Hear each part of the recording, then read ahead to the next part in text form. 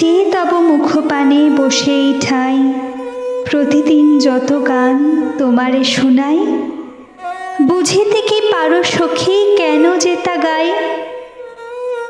কবির সব প্রেম নৈবেদ্য কিংবা বিরহের কবিতার পেছনে অলক্ষ্যে দাঁড়িয়ে থাকে কোনো এক নারীর ছায়ামূর্তি। কখনো সেটা রক্ত মাংসের রমণী, কখনো সেটা কবির আধিক কল্পনা আধিক মানবী। কবিগুরু রবীন্দ্রনাথ ঠাকুরের এই কবিতা ছিল তার বৌঠান কাদম্বরী দেবীকে উদ্দেশ্য করে। 5ই জুলাই 1859 কলকাতায় কাদম্বরীর জন্ম হলো। তিনি ছিলেন ঠাকুরবাড়ির বাজার সরকার শ্যাম গাঙ্গুলির তৃতীয় কন্যা। বয়স যখন তার 9 কি 10, জোড়াসাঁকোর ঠাকুর বাড়িতে তিনি উঠে আসেন দেবেন্দ্রনাথ ঠাকুরের ষষ্ঠ সন্তান জ্যোতিরিন্দ্রনাথ ঠাকুরের বধূ হিসেবে। 23শে আষাঢ়ের শুভ লগ্নে সিঁদুরে রঙের চেলি ও গা ভর্তি জড় গয়না পরে কাদম্বরী ঠাকুর বাড়িতে প্রবেশ করলেন। সাজের কি বাহার! গলায় চিক ও ঝিলদানা হার, হাতে চুড়ি জড়োয়া কঙ্কন ও বাজুবন্ধ, কানে বীরবৌলি ও কানবালা, পায়ে নুপুর ও চুটকি, কোমরে চাবি ও গোট, মাথায় জড়োয়া সিথি ও টিকলি। জ্যোতির বয়স তখন 19, কাদম্বরীর 9 বছর। জ্ঞানদার আশঙ্কা ছিল অশিক্ষিত বালিকাকে পছন্দ হবে না জ্যোতির। সে ভয় মিথ্যে করে নববধূকে দেখে জ্যোতিরিন্দ্রের রোম্যান্টিক মন দুলে উঠল। এই শ্যামল বালিকাকে তিনি নিজের মতো করে গড়ে পিঠে নেবেন। মেজ বৌঠান যশোর থেকে এসে যদি আভিজাত্যের শিরোমণি হতে পারেন, নতুন বউ নিশ্চয়ই পারবে। আর নববধূকে দেখে তার চেয়ে 2 বছরের ছোট দেওর রবির মনে হলো রূপকথার রাজকন্যা এসেছেন বাড়িতে। কি যেন অজানা পুলকে শিউরে ওঠে বালকের মন। এই সময় থেকেই রবির কবিতা নিয়ে আঁকিবুকি শুরু। সুযোগ পেলেই পাঠ্য বইয়ের কবিতা মুখস্থ শুনিয়ে মাকে তাক লাগিয়ে দেওয়ার চেষ্টা করতে লাগলেন বালক। ভেতর মহলে ছলছুতোয় মায়ের কাছে গেলে কিশোরী নতুন বৌঠানের সঙ্গেও মাঝে মাঝেই দেখা হয়ে যায় সমবয়সী দেওরটির। চোখে চোখে বন্ধুত্ব গড়ে ওঠে যেন। বুক কেঁপে ওঠে অজানা রোমাঞ্চে, আর রবির গোপন খাতা ভরে ওঠে কবিতায় কবিতায়। নতুন বৌঠানের ঘরের কাছের আলমারিতে বিচিত্র চিনেমাটির খেলনার ঝলক চোখে পড়ে। ওই রহস্যময়ের সঙ্গে গল্প করতে বড় ইচ্ছে করে রবির, কিন্তু কথা বলতে গেলেই বর্ণদিদি কেন যে তেড়ে আসে। মেয়েদের সৌভাগ্যকে একটু ঈর্ষা হয়। আজকাল একসঙ্গে গুরুমশায়ের কাছে পাঠ নিতে বসেন তারা, কিন্তু পড়া শেষ হলে রবি, সোম ও সত্যকে যখন স্কুলের কয়েদখানায় পাঠানো হয়, বর্ণ বেনি দুলিয়ে এবং নতুন বৌঠান ঘোমটা টেনে অন্দরের স্বর্গরাজ্যে চলে যান। এই মনের দুঃখ কাকেই বা জানাবেন রবি? নতুন বউকে মেজে ঘষে তোলার দায়িত্ব পেলেন নিপময়ী। তার বাপের বাড়ির নাম মাতঙ্গিনী পাল্টে দিয়ে বিয়ের পরে ডাকা হচ্ছে কাদম্বরী বলে। রবি, সোম ও সত্যের উপনয়নে কাদম্বরী ওদের অনেকটা কাছাকাছি এসে পড়লেন। সারা দিন উপোস করে সন্ধ্যায় গায়ত্রী মন্ত্র জপের পর যখন নতুন বৌঠানে রেঁধে দেওয়া হবিষ্যান্ন মুখে দিলেন, রবির মনে হলো যেন অমৃত খাচ্ছেন। প্রথমবার বাড়ির অন্তঃপুরিকার হাতের রান্না খেয়ে স্বাদে গন্ধে মুগ্ধ বালকদের মন কাদম্বরীর প্রতি কৃতজ্ঞতায় ভরে উঠল। রূপা এখন সারদার খুব ন্যাওটা হয়েছে। রোজ দুপুরে এসে হাত পা টিপে দেয়, পাকা চুল তুলে দেয়, আর পুটুর পুটুর করে আবল তাবল বকে যায়। ওর নরম আঙুলের ছোঁয়ায় বেশ ঘুম জড়িয়ে আসে সারদার চোখে। একদিন বললেন, রূপা, তুই কি এমন মুখ্য হয়ে থাকবি? দাঁড়া, তোকে লেখাপড়া শিখতে পাঠাবো বৈঠকখানায়। বর্ণদিদি, রবি দাদা, নতুন বৌঠানের সঙ্গে বসে বসে পড়া শিখবি মাস্টার মশাইয়ের কাছে। রূপা আনন্দে নেচে ওঠে কর্তা মায়ের কথা শুনে। তার পায়ে হাত দিয়ে বলে, তোমাকে কর্তা মা ডাকতে আমার ভালো লাগে না। বর্ণদিদির মতো তোমাকে মা বললে তুমি কি রাগ করবে? এই অনাথা বালিকার সঙ্গে কি এক অদ্ভুত মায়ায় জড়িয়ে পড়েছেন সারদা। ভাবলে নিজেরই আশ্চর্য লাগে। শোন, আজ থেকে তোর নাম দিলাম রূপকুমারী। আমার সুকুমারী, শরৎকুমারী, স্বর্ণকুমারী, বর্ণকুমারীদের পাশে বেশ মানাবে। কেউ জিজ্ঞাসা করলে এই নাম বলবি, ঠিক আছে? মাঝে মাঝে জ্ঞানদার ঘরের পালঙ্কে জমিয়ে আড্ডা বসান জ্যোতি ও স্বর্ণকুমারী। কিশোরী কাদম্বরী কোনো কোনো দিন এক পাশে এসে বসে থাকেন। জ্ঞানদার সাহিত্যপ্রীতি, সুচারু সাজসজ্জায় মুগ্ধ বিস্ময়ে তাকিয়ে থাকেন। কিন্তু মেজ বৌঠানের দিক থেকে নতুন বউ বিশেষ সাড়া শব্দ পান না। তাদের জমাটি আসরে নিজেকে বড় বেমানান লাগে কাদম্বরীর। কিন্তু তিনি ঠিক করেন শিগগিরই শিখে নেবেন স্বামীর ভালো লাগা বিষয়গুলি। রাতের শয্যায় লাজুক নতুন বউ স্বামীর কাছে জানতে চান, মেজ বৌঠানকে তুমি খুব ভালোবাসো তাই না? জ্যোতি বউকে জড়িয়ে ধরে বলেন, হ্যাঁ ভালোবাসি, কিন্তু তোমাকে তার চেয়ে অনেক বেশি ভালোবাসি, শতগুণ বেশি। তিনি কত কি জানেন, আমি মুখ্যু, কিছুই জানি না। তোমাদের মতো করে কথা বলতে বড় ইচ্ছে করে। জ্যোতির বুকে মুখ রেখে কাদম্বরী বলেন। জ্যোতিও তো তাই চান, নিজের মনের মতো করে গড়ে পিঠে নিতে চান বউকে। এইভাবেই দিন চলতে থাকে। জ্যোতির আজ মন খারাপ। টাকা পয়সার অভাবে একটি দাতব্য হাসপাতালে অসহায়ভাবে মারা গেলেন মধুসূদন দত্ত। একটি কবিতায় বাংলা ভাষার উদ্দেশ্যে তার অন্তিম ইচ্ছার কথা তিনি লিখে গেছেন, রেখো মা দাসের মনে এ মিনতি করি পদে, সাধিতে মনের স্বাদ ঘটে যদি পরমাদ, মধুহীন করুণাকো তব মন কোকো নদে। মধুসূদনের প্রহসনের সঙ্গেই জ্যোতির কিঞ্চিৎ জলযোগ নাটকটি মঞ্চস্থ হয়েছিল একবার। তার আগে থেকেই জোড়াসাঁকোর বাড়িতে মধুর আসা যাওয়া। জ্যোতি বললেন, নতুন বউ, তুমি তো তাকে দেখোনি। অমন প্রতিভা শেষ হয়ে গেল লালনের অভাবে, টাকা পয়সার অভাবে। আর ওদিকে তার বিপুল পৈতৃক সম্পত্তির ওপর ছাতা পড়ছে। কাদম্বরী জানতে চান, ওর বিদেশিনী স্ত্রী এখন ছোট ছোট বাচ্চাদের নিয়ে কি করে দিন কাটাবেন? তার পাশে তো কেউ দাঁড়াবে না কলকাতায়। হেনরিয়েটা খুব বিপদে পড়লেন। খাঁটি ফরাসি সুন্দরী, তার ওপর বিপন্না।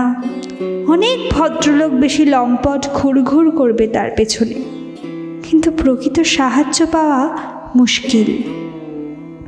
সত্যি কষ্ট হয় তার কথা ভাবলে। আচ্ছা, তুমি তার পাশে দাঁড়াতে পারো না? সরল বালিকার মতো কাদম্বরী বলেন।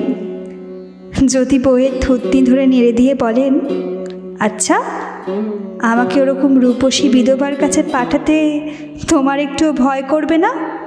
আমি যদি তার প্রেমে পড়ে যাই, তাহলে আমাকে বিষ খেয়ে মরতে হবে, কাদম্বরীর মুখ নিচু করে বলেন। জ্যোতি শিউরে ওঠেন বালিকা বধূর মুখে এমন কথা শুনে।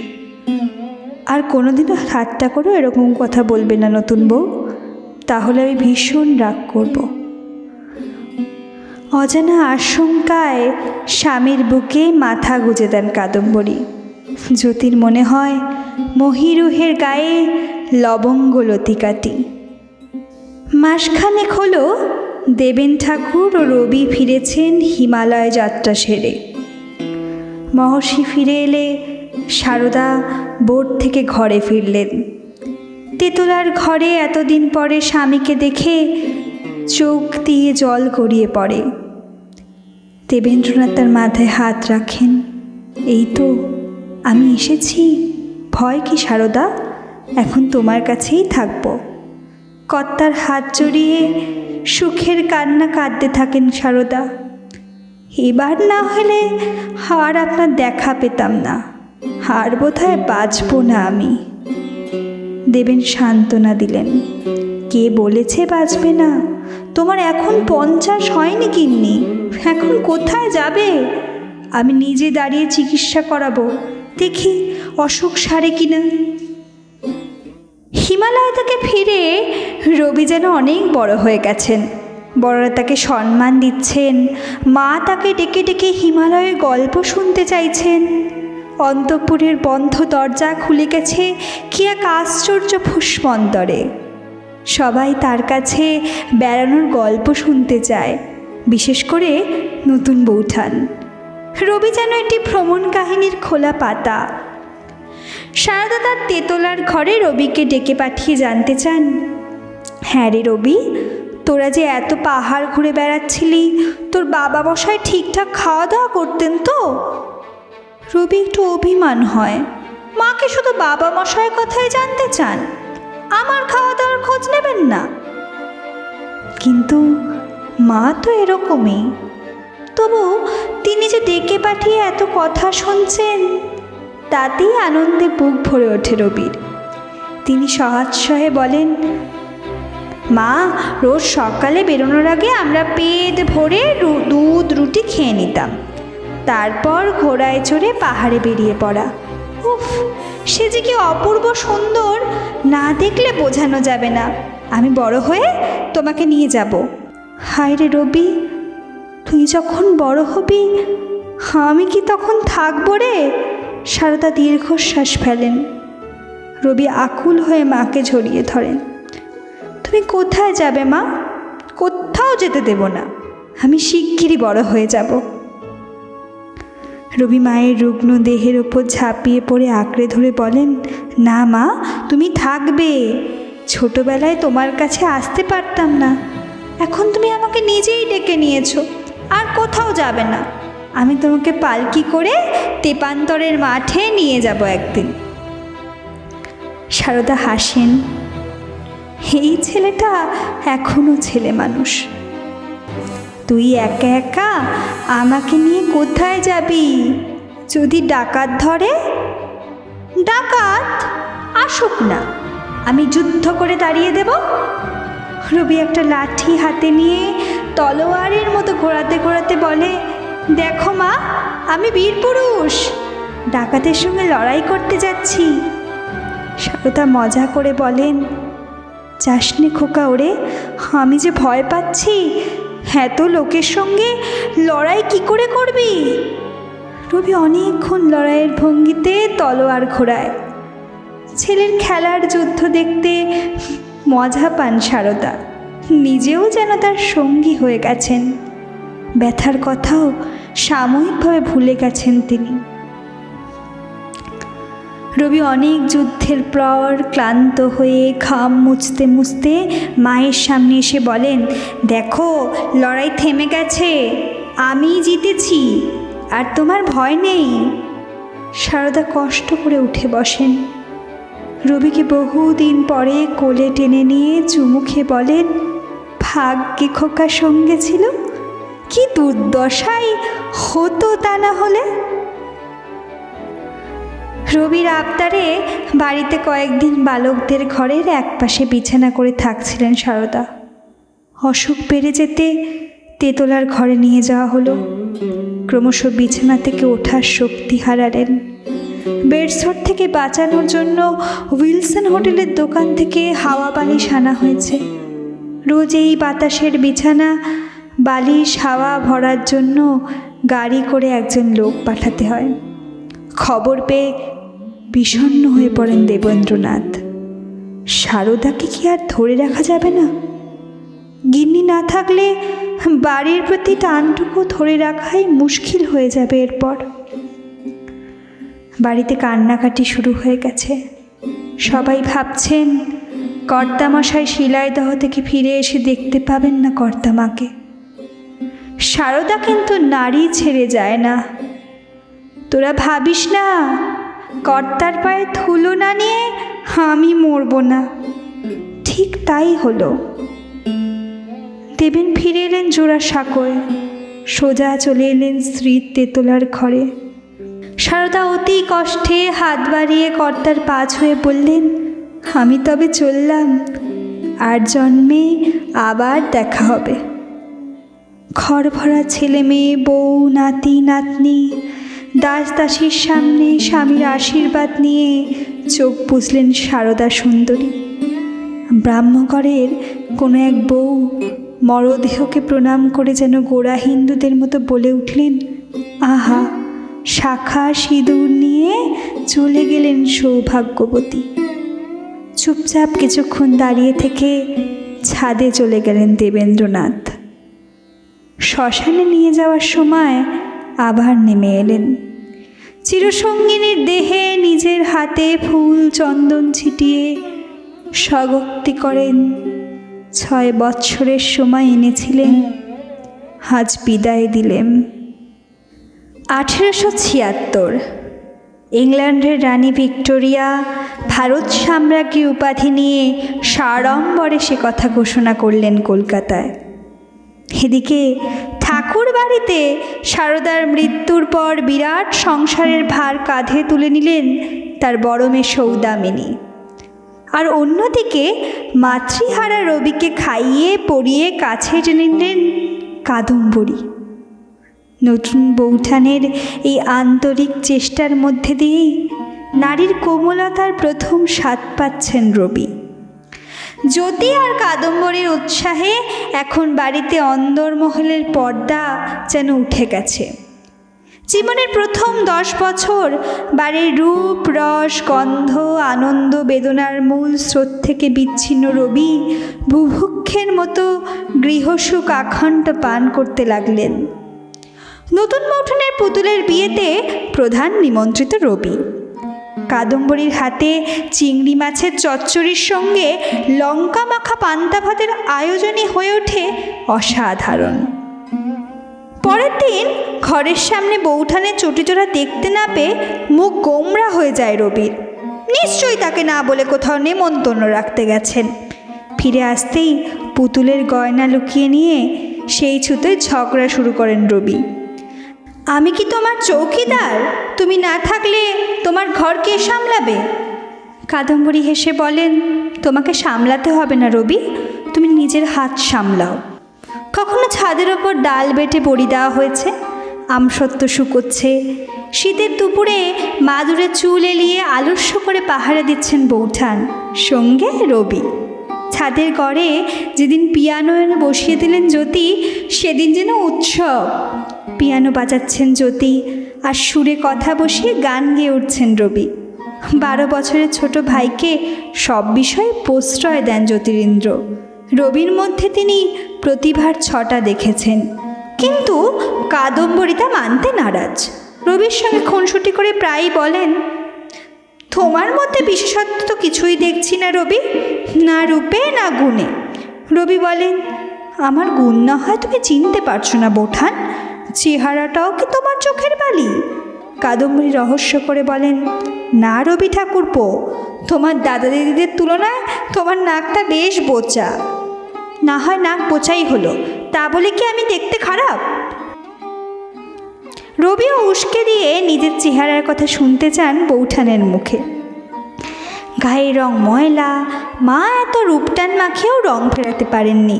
কাদম্বরী চোখ নাচিয়ে বললেন, পুরুষের আবার রং লাগে নাকি বৌঠান? ইংরেজি সাহিত্যে পড়েছ না, টল, ডার্ক, হ্যান্ডসাম নায়কদের গুণগান? রবি এবার টক্কর দিয়েছেন। কাদম্বরী ঠেস দেন, ইস, খুব নায়ক সাজার শখ না? তা কিসে নায়ক হবে? কবিতা লিখে? পারবে বিহারীলালের মতো কবিতা লিখতে? রবি মনে মনে প্রতিজ্ঞা করেন, পারতেই হবে। বৌঠানের কাছে একদিন না একদিন তিনি নিজেকে প্রমাণ করবেন। কাদম্বরীর ছুঁড়ে দেওয়া চ্যালেঞ্জ থেকেই রবির ছোট নীল খাতাটি ভরে উঠতে থাকে কবিতায় কবিতায়। সারা দুপুর কবিতা আর পিয়ানো চর্চার পর দিনের শেষে ছাদের ওপর পাতা হয় মাদুর আর তাকিয়া। রূপোর রেকাবিতে বেলফুলের গোড়ে মালায় জল ছিটিয়ে রেখে দিলেন কাদম্বরী।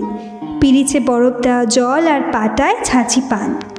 গা ধুয়ে খোপায় বেলফুলের মালা জড়িয়ে এক একদিন এক এক রঙের নয়ন সুখ বা বেগম বাহার তাঁতের শাড়ি পরে কাদম্বরী এসে যখন মাদুরের ওপর বসেন, রবির মনে হয় স্বয়ং সরস্বতী নেমে এসেছেন। ফরাসি পারফিউমের গন্ধে মহমা করে ওঠে সন্ধ্যার বাতাস। রবির সঙ্গে কাদম্বরীর একদিন তর্ক বেঁধে যায় পাখি পোষা নিয়ে। ধনী ঘরের বউমেয়েরা আজকাল বারান্দায় খাঁচায় পাখি ঝুলিয়ে রাখেন। খাঁচায় কোকিলের ডাক শুনলে রবির অসহ্য লাগে। কোথা থেকে একটা চীন দেশের শ্যামা পাখি এনে পুষতে শুরু করেছেন কাদম্বরী। রবি ঝগড়া বাঁধিয়ে দিলেন তার সঙ্গে। খাঁচার পাখির কষ্টে তোমার মন খারাপ হয় না? ওকে ধরে রেখেছো কেন? ছেড়ে দাও। কাদম্বরী জবাব না দিয়ে পাখিকে দানা দিতে থাকেন। রোজ সকালে এক পোকাওয়ালা আসে পাখির জন্য ফড়িং পোকামাকড় জোগাতে। পোকাওয়ালার সঙ্গে কথায় ব্যস্ত হয়ে যান তিনি, আর রবির রাগ বাড়তে থাকে। রবি বললেন, উত্তর দিচ্ছ না কেন? জ্যোতি দাদা কিন্তু আমার সব প্রশ্নের জবাব দেন। কিসের জবাব শুনি? সব কাজে কৈফিয়ত দিতে হবে নাকি তোমাকে?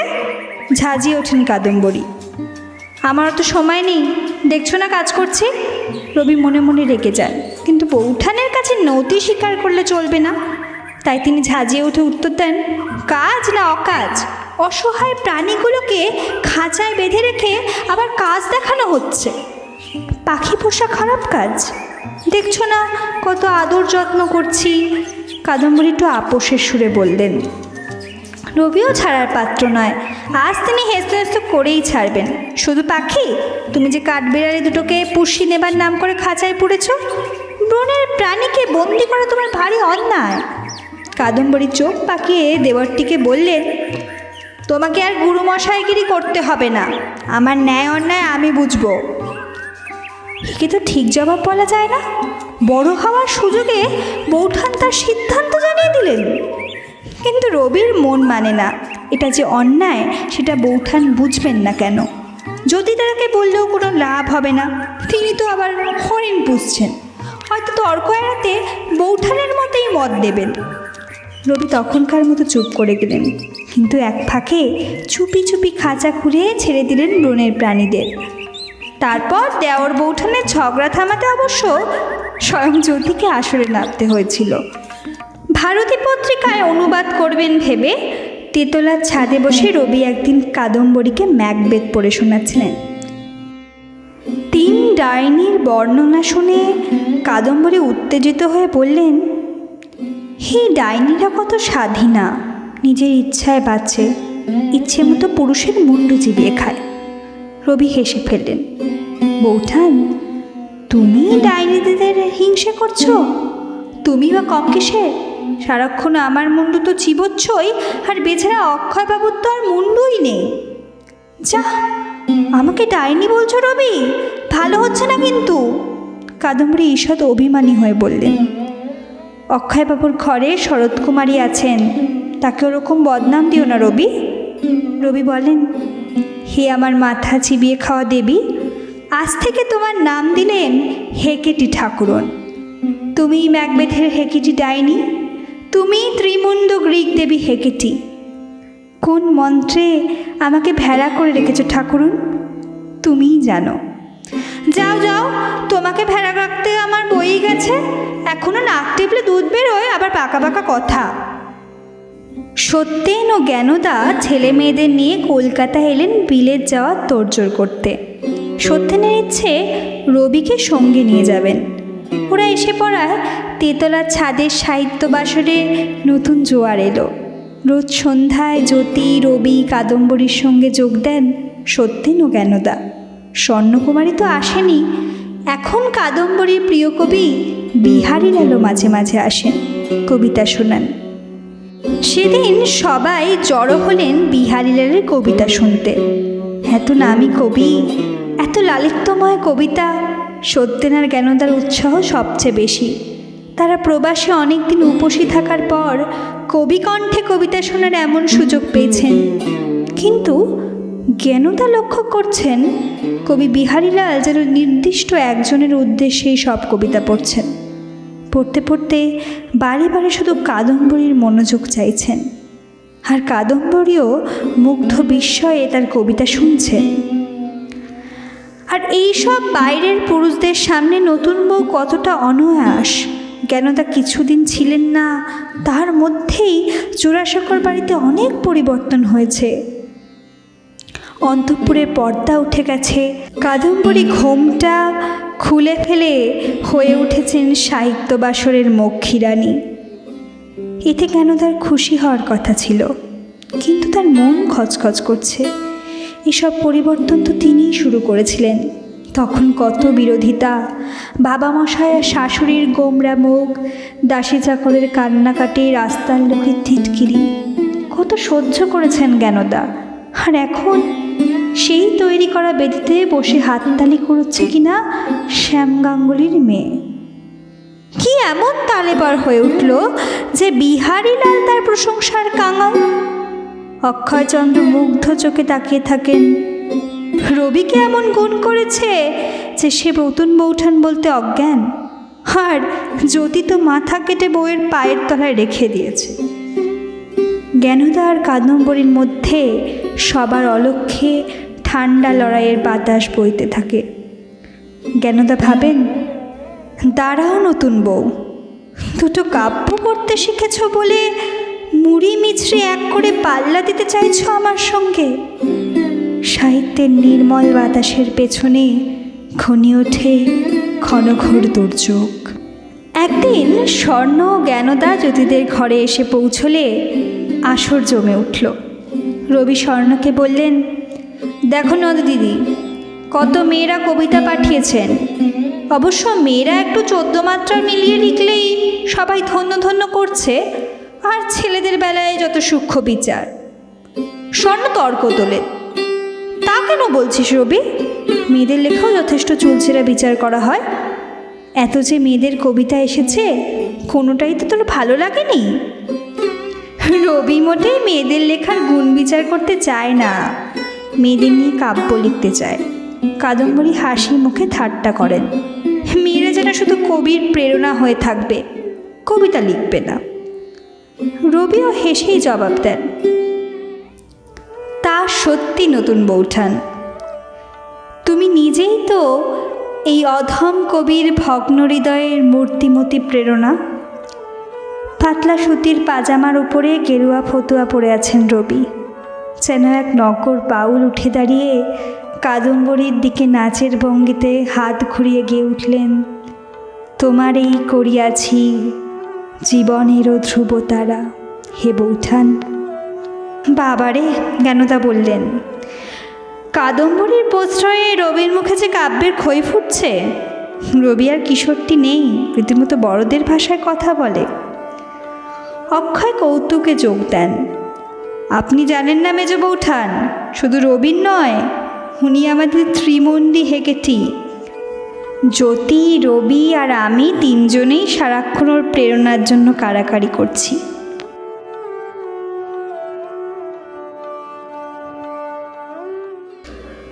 একদিন একটি বালিকা দাসী সৌদামিনীর গায়ে অলিভ তেল মালিশ করে দিচ্ছে, আর তিনি টাকিয়া ঠেস দিয়ে চৌকিতে আশ্রয় হয়ে আরাম নিতে নিতে রাগে টং হয়ে কাদম্বরীকে বলছেন, আর নয়, এবার তোমার পুষিকে তাড়াও। সামনে দাঁড়ানো কাদম্বরী মুখ গোছ করে বললেন, মা যাকে এত আদর করে পুষিয়ে নিয়েছিলেন, তাকে তাড়িয়ে দিলে যদি তোমার প্রাণের সুখ হয়, আমি আর কি বলবো বড় ঠাকুরজি। জ্ঞানদা নেমে এসে পরিস্থিতি দেখে সৌদামিনীর পক্ষ নেন।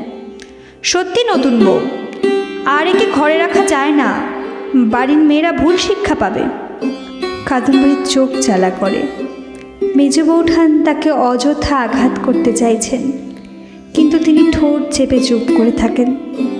সৌদামিনীও কাদম্বরীর উপর রাগ করেন, আমাকে সংসারটা চালাতে হয় নতুন বউ, তুমি ওকে আগলে রেখে অশান্তি জিইয়ে রাখছো। একে তোমার চালচলন নিয়ে বাঁকা কথা শুনতে হয় আমাকে। আমার চালচলনে আবার কি দোষ দেখলে বড় ঠাকুরজি? কাদম্বরী অভিমানী স্বরে জানতে চান। কোন কাজটা করিনি ঠাকুরজি? এবার কেঁদে ফেলেন কাদম্বরী। আমাকে যে এত কথা শোনাচ্ছ, রূপা তোমাদের চক্ষু শোন না আমি? কি নিয়ম মানিনি? কাদম্বরী জানতে চান। তার মনে হয় সবাই যেন একযোগে পেছনে লেগেছে। কেউ কি তার হয়ে বলার নেই? জ্ঞানদার এতক্ষণে মনে হচ্ছে একটি বেশি আক্রমণ হয়ে যাচ্ছে কাদম্বরীকে। তিনি সান্ত্বনা দিতে চান। দেখো নতুন বউ, তুমি ওদের থেকে দূরে দূরে থাকো তো, বাইরের লোকেদের সঙ্গে রোজ মেলামেশা করছো, এসব সবাই ঠিক ভালো চোখে নিতে পারছে না। পর্দা তো আমি ভেঙেছি, বাইরের পুরুষদের সঙ্গে যথেষ্ট মিশি, কিন্তু বাড়ির মহিলাদের সঙ্গেও মিলেমিশে থাকি। কাদম্বরী বলেন, আমি মিশি না এটা ঠিক কথা না মেজদি, ওরাই বরং আমাকে দূরে রাখে। কেন সেটাই বুঝি না। সেজন্য নিজেকে গুটিয়ে নিয়েছি তেতলার ঘরে, সেখানেই নিজের জগৎ রচনা করেছি। বোঠান, তুমি একটু শশী ঠাকুরনের পুজো দাও।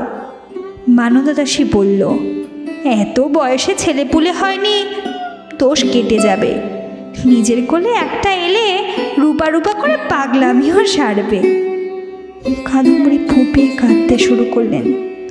তার ভেতরের কষ্টটাকে হঠাৎ এরা সবাই মিলে যেন উলঙ্গ করে দিয়েছে। সন্তান না হলে কি নারী জন্মের কোনো দাম নেই? শুধু মা হতে পারছেন না বলে বাড়ির মেয়ে মহলে সবাই তাকে পর করে দেবে?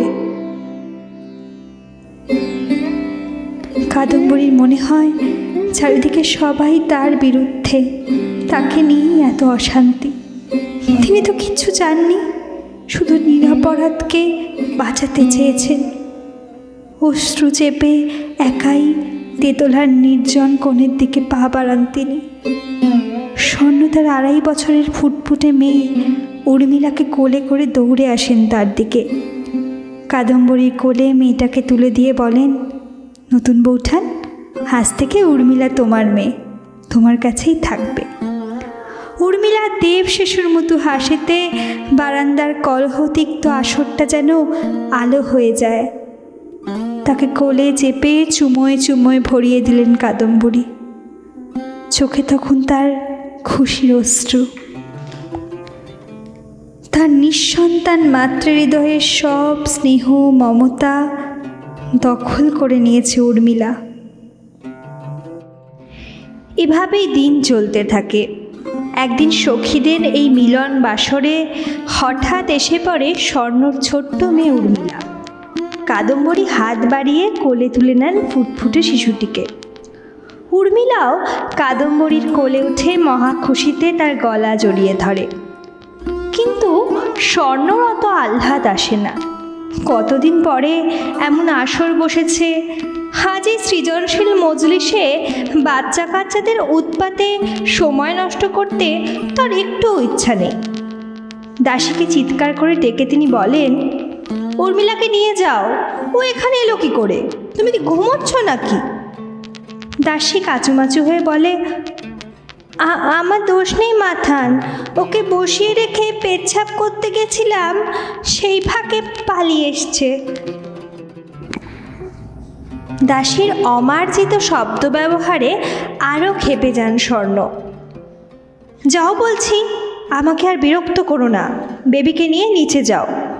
কাদম্বরী আর চুপ থাকতে পারেন না, দাসীকে বলেন, তুই যা, আমি দেখছি। উর্মিলা আমার কাছেই থাকবে। স্বর্ণর দিকে ফিরে বলেন, ছোট্ট সোনাটা থাকলে কোনো অসুবিধা হবে না।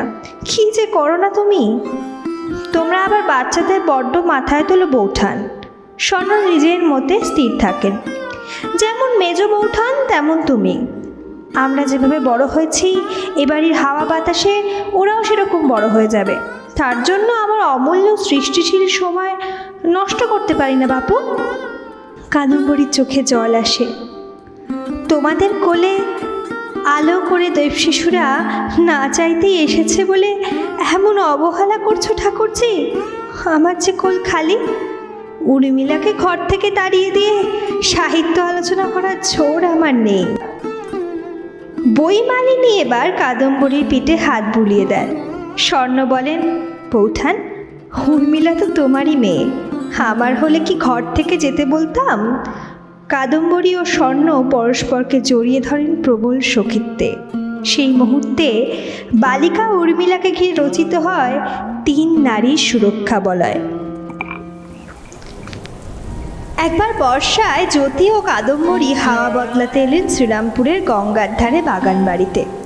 অবধারিতভাবেই তাদের সঙ্গী হলেন রবি। জোড়াসাঁকোর দেওয়ালের বাইরে খোলা প্রকৃতির মাঝখানে গঙ্গা তীরে নতুন বৌঠানের সঙ্গে দিন কাটাতে কাটাতে তার মালতীপতির পাতা ভরে উঠল। নৌকার ওপর বসে লিখে ফেললেন শৈশব সঙ্গীত। নতুন বর্ষা জলধারা রবির মনে আনন্দের স্রোত নামায়। স্রোতের ওপর ভেসে বেড়ানো মেঘের ছায়া রবির মনে তীব্র প্রণয়াকাঙ্ক্ষা জাগিয়ে তোলে। কিন্তু কার প্রতি, কাকে নিয়ে প্রেমের কবিতা লিখবেন রবি? চোখ বুঝলেই সামনে ভেসে ওঠে অনিন্দ সুন্দর মুখ, সে মুখ হেকিটি ঠাকুরের।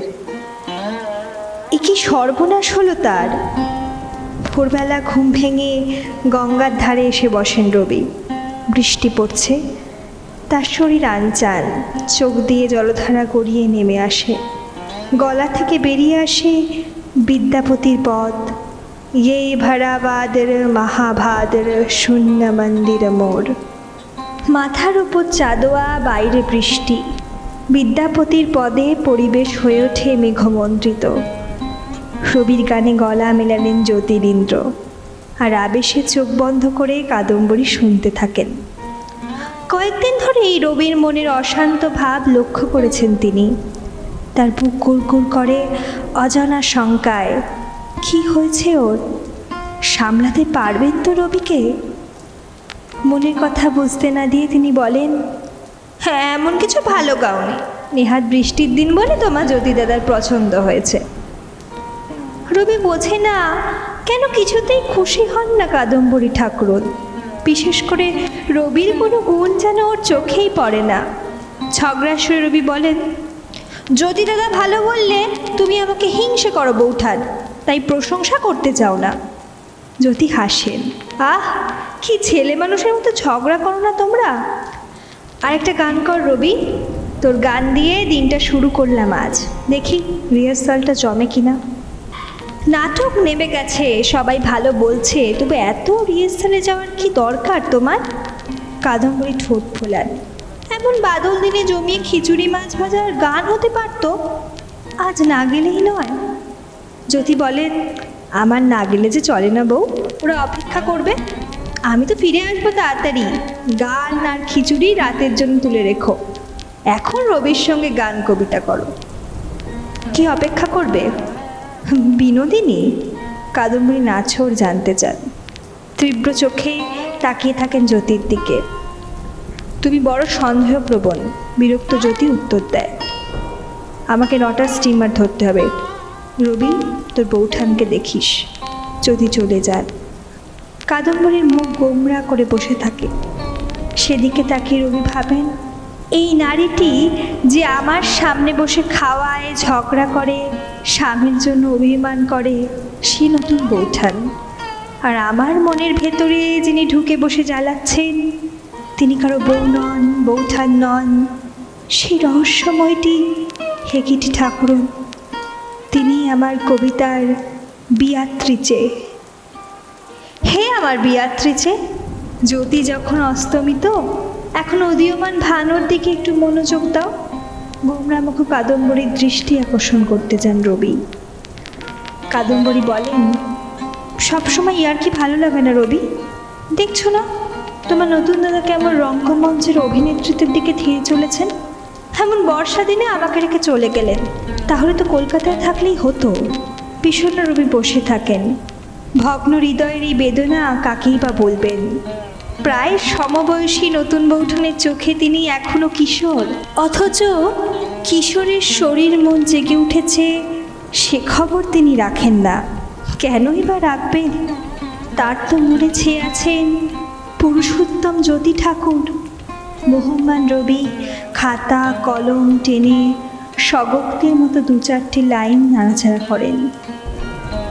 জানিতে মগজ সখী, কাঁদিলে মমতা পাব, কাঁদিলে বিরক্ত হবে, এ কি নিদারুণ।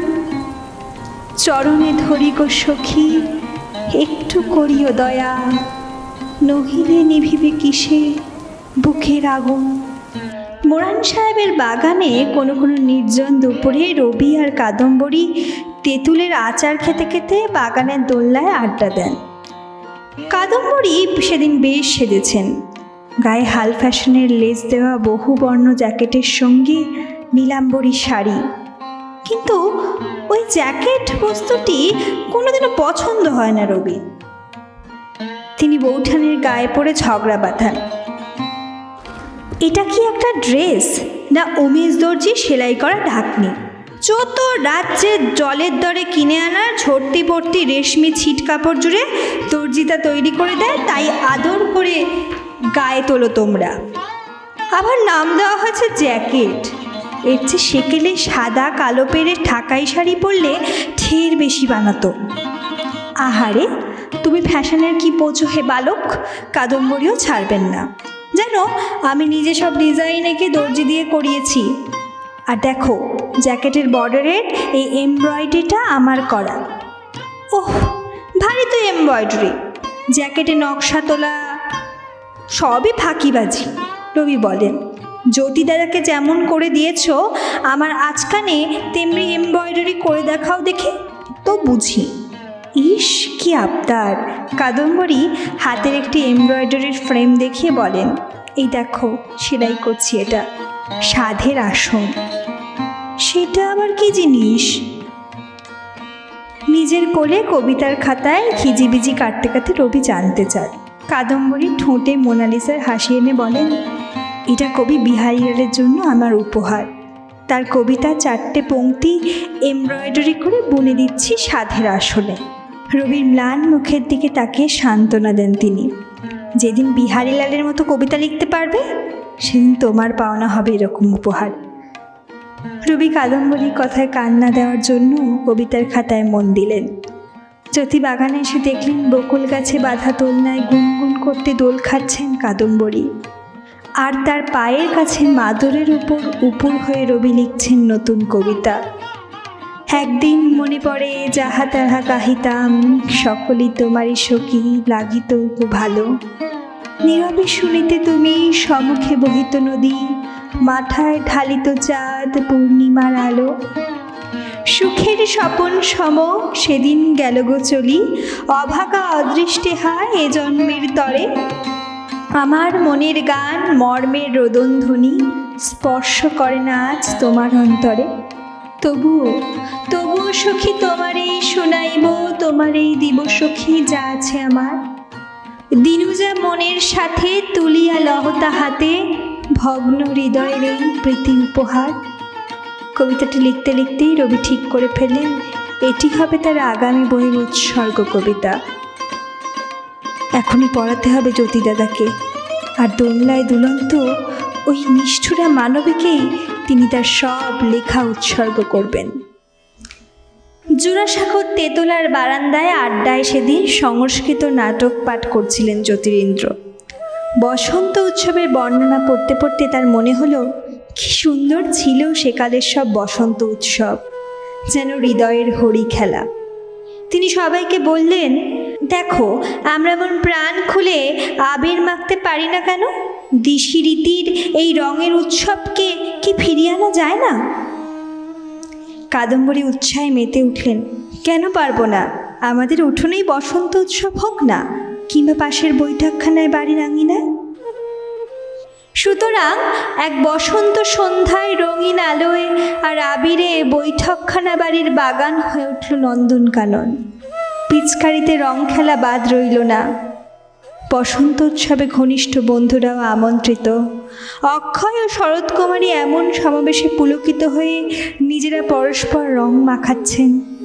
কাদম্বরী সেজেছেন সে কালিনীর মতো, বেলফুলের মারা জড়ানো কবরীতে পিন করা জর্জেটের ওড়না, হাতে মাধবীলতার কঙ্কন, গলায় মাধবী মালা, কানে ঝুমকোর মতো এক গুচ্ছ মাধবী ফুল। তাকে দেখে জ্যোতিও মুগ্ধ হয়ে রইলেন। এভাবেই দিন চলতে থাকে। একদিন উর্মিলা পালঙ্ক থেকে নেমে খেলতে খেলতে কখন ছাদের ভাঙা সিঁড়ির দিকে চলে গেছে। তারপর নাবতে গিয়ে গড়িয়ে পড়েছে সিঁড়ির নিচে। তার কান্নায় ঘুম ভেঙে কাদম্বরী যখন ছুটে এলেন, ততক্ষণে ব্রেন কনকাশন হয়ে নিথর উর্মিলার শরীর। উর্মিলার দেহ করে নিয়ে মূর্ছা গেলেন কাদম্বরী। দাসীরা ছুটে গিয়ে যখন লেখার টেবিলে সাধনায় মগ্ন স্বর্ণকুমারীর কাছে খবর পৌঁছে দিল, সংবাদের আকস্মিক আঘাতে তিনিও যেন অজ্ঞান হয়ে গেলেন। সারা বাড়িতে কালো ছায়া নেমে এলো। বালক বালিকাদের যে যার ঘরে আটকে রাখা হয়েছে। স্বর্ণ ছেলে মেয়েদের সরিয়ে দেওয়া হয়েছে সতীশ পণ্ডিতদের ঘরে। মৃত্যুর কি নিষ্ঠুর রূপ যেন তারা জানতে না পারে।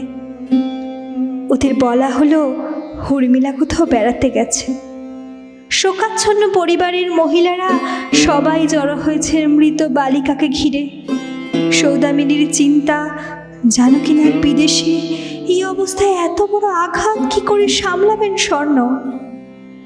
কোনায় বসে থাকা অশ্রুমতী কাদম্বরীর দিকে তাকিয়ে তিনি বললেন, দাস দাসীদের এত পয়সা দিয়ে রাখা হয়েছে, বাচ্চারা তো তাদের কাছেই ভালো থাকে বাপু। নজর রাখতে না পারলে এত আদিক্ষেতার দরকার কি ছিল। কথাটা কাদম্বরীর বুকে শেরের মতো বেঁধে। তিনি বলেন, উর্মিলা কি আমার সন্তান নয়? পেটে ধরিনি বলে এত বড় নিষ্ঠুর কথাটা বলতে পারলে বড় ঠাকুরছি। তাহলেও নতুন বউ নিপময়ী বলেন, তোমার আর একটু সাবধান হওয়া উচিত ছিল। খোলা সিঁড়ির সামনে বাচ্চা নিয়ে ঘুমিয়ে পড়লে একবার দাসীদের ডাকা যেত না। কাদম্বরী কাঁদতে কাঁদতে স্বর্ণর সামনে এসে কাঁধ ধরে নাড়িয়ে বলেন, তুমিও কি আমার দোষ দিচ্ছ স্বর্ণ ঠাকুরজি? সত্যি বলো, আমার জানা দরকার তুমি কি ভাবছ। স্বর্ণ উত্তর দেন না, কাঁদতে থাকেন, কাঁদতেই থাকেন। সৌদামিনী কাদম্বরীকে বলেন, ওকে বিরক্ত করো না, একটু কাঁদতে দাও। সন্তানের অপঘাত মৃত্যুর চেয়ে বড় সুখ হয় না। সৌদামিনীর কথায় অবাক হয়ে যান কাদম্বরী। তিনিও যে সদ্য তার একমাত্র সন্তানকে হারিয়েছেন, তার সেই যন্ত্রণার কথা কেউ অনুভবই করছে না যেন। এরা কি নিষ্ঠুর, অনুভূতিহীন। স্বর্ণ কোনো জবাব দিচ্ছে না কেন? সেও কি আমাকে দোষ দিচ্ছে? পেছন থেকে কে যেন বলে ওঠে, নিজের পেটে নেমে হলে কি এমনি ঘুমিয়ে পড়তে পারতে ঠাকুর? মায়ের চেয়ে কি কোনোদিন মাসির দরদ বেশি হয়? না, হতে পারে না। হায় হায়, এ কথা শোনার আগে মৃত্যু হলো না কেন? আর কি মানে আছে বেঁচে থাকার? স্বর্ণ নীরবতা তাকে সবচেয়ে আঘাত করছে। মেঝেতে লুটিয়ে পড়ে আছাড়ি পিছাড়ি কাঁদতে থাকেন সন্তানহীনা অপমানিতা কাদম্বরী। দিন কাটতে থাকে। কাদম্বরীকে নিয়ে একদিন স্টিমারে ভেসে পড়লেন জ্যোতি, সঙ্গে অক্ষয় ও দু একটি বন্ধুবান্ধব। সেদিন ওদের গান বাজনার মুড। জ্যোতি পাগলের মতো সুর তৈরি করছেন আর অক্ষয় কথা বাসাচ্ছেন। বন্ধুরা বাহবা দিচ্ছেন সুরে সুর মিলিয়ে। কাদম্বরী আজ আসরের মধ্যমণি। জ্যোতি সুর দিচ্ছেন তার দিকে তাকিয়ে, অক্ষয় গান গাইছেন তাকে ঘিরে। আকাশের পাখি, নদীর জল তাকে ঘিরে উৎসবে মেতেছে। কাদম্বরীর অনেক দিন পর বড় ভালো লাগে। বহুদিন পরে আবার এমন আসর, কত বসন্তের স্মৃতির মতো, বেলকুড়ি গন্ধ মাখা তেতলার ছাদের সন্ধ্যার মতো। আজ আবার যেন তিনি ত্রিমণ্ডী হেঁকেটি। আকাশ কালো করে ঝড় এলো, বৃষ্টি এলো, পালের মতো উঠতে লাগলো কাদম্বরীর শাড়ি। তবু কারো প্রক্ষেপ নেই। নীল মেঘটম্বর শাড়ির ঘোমটায় মাথা ঢেকে নিলেন হেঁকেটি, আর দুই ঘোর লাগা পুরুষ গান তৈরি করে চললেন। বাহ্যজ্ঞানহীন তুরীর অবস্থায় জ্যোতি ও অক্ষয় একের পর এক কত গান যে তৈরি করলেন সেদিন। গানগুলি ইন্দ্র, শচী ও দেবদেবীদের নিয়ে নানা রকম প্রেমের রাগ অনুরাগের গান। চন্দননগরে পৌঁছে সেগুলো নিয়ে বসলেন দুই বন্ধু। খসা মাজা তৈরি হলো মানময়ী নামে একটি গীতিনাট্য। নাটক তৈরি হতেই জ্যোতির আর এক রকম ছটপটানি, এবার থিয়েটারে নামতে হবে। জোড়াসাঁকোর বাড়িতে এই গীতিনাট্যের তোড়জোড়ের মধ্যেই ফিরে এলেন রবি, সত্যেন আর জ্ঞানদা। বাড়ির গান বাজনার এই চির পরিচিত স্রোতে ফিরতে পেরে রবির মন যেন নেচে উঠছে। গুনগুন করে মানময়ীর গানের সুর ভাঁজতে ভাঁজতে রবি লিখে ফেললেন একটি নতুন গান। রবির গলা শুনে কাদম্বরী বলেন, রবি, কেমন পাল্টে গেছ, তোমার গলাও কেমন বিলিতি বিলিতি ঠেকছে। আহা, এ কথা শোনার জন্য কি ফিরে এলাম বৌঠান? রবি মজা করে বলেন। সেখানে তোমার কথা ভেবে রাতে ঘুম হতো না, কত বিলিতি বালিকার ফুলস্বর অগ্রাহ্য করে তোমার কাছে ফিরে এলাম, আর তুমি এমন পরপর ভাবছ। রবি কাদম্বরীর হাত ধরে এক পা ঘুরে যান নাচেন ভঙ্গিতে, গিয়ে ওঠেন, আয় তবে সহচরী। যদি উচ্ছ্বাসিত হয়ে বলেন, বাহ, বেশ তো গানটা, নতুন লিখলি রবি, লাগিয়ে দে আমার নাটকে।